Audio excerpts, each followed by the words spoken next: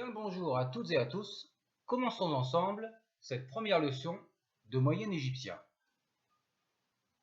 Leçon numéro 1, sujet et prédicat adverbial. Dans une communication ou un monologue, il y a principalement un sujet, un verbe et un complément. Dans la grammaire égyptienne, le complément est appelé prédicat. Quand ce prédicat ne contient pas de forme verbale, il est appelé prédicat adverbial. Nous allons étudier la syntaxe annonçant une relation de situation. Elle est décrite en ce moment, ici et maintenant. Elle n'indique pas une habitude. Elle n'indique pas une action du passé ou du futur. Elle n'est pas exclamative, valeur optative, jussive, etc. La syntaxe est toujours introduite en égyptien par la particule ou copule you, et également sa variante. On traduit dans ce cas par convention par notre auxiliaire être.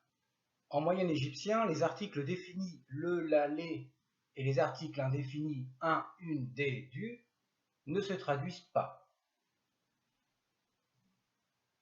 Voyons maintenant des exemples utilisant le vocabulaire étudié précédemment. Yumiu kechet. Le chat est sous l'arbre.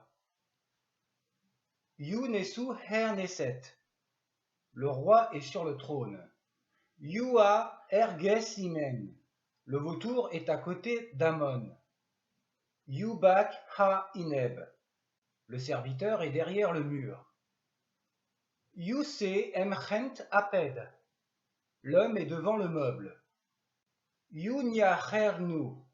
Le bouquetin est auprès du chasseur. Yusa chefet heka. Le fils est en face du souverain. Yusa emsa mut. Le fils est derrière la mère. Yuim. Le chien est là. Yuaped tep chaset min. L'oiseau est au-dessus du désert aujourd'hui. Particularité de la préposition kher. Elle peut remplacer m avec des notions de sentiment. Exemple. M ou kher autib dans la joie.